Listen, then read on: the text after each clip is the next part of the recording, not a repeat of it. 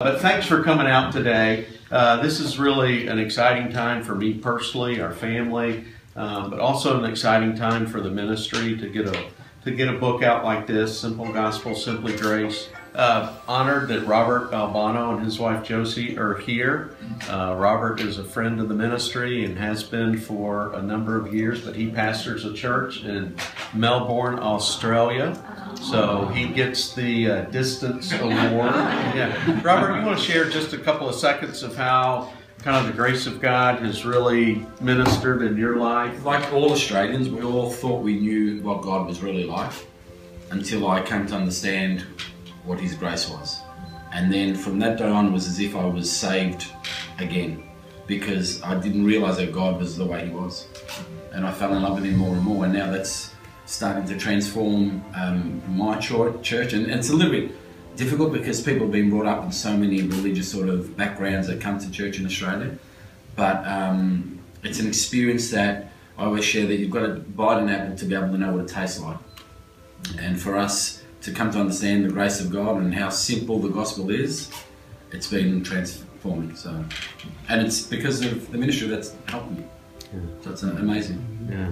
So honored that you're here, and thank you so much. And well, what we want to do today, we have books here, and we want to give each and every one of you a copy, and so those are out there. We also, want to present a challenge to you to help get the word out. So if you know friends that could utilize a resource like this, we encourage you to buy quantities. We have 10 and 30 and 60, and think of people that you know that this message would really make a difference in their lives, and pray for them, and then send them a book. A book has an incredible life, and somebody might not get to it immediately, but they might read it 4 months down the road, 6 months down the road, a year down the road. And once they read it, I think they'll pass it on to somebody else. And this is just one way we can spread the word about God's good news.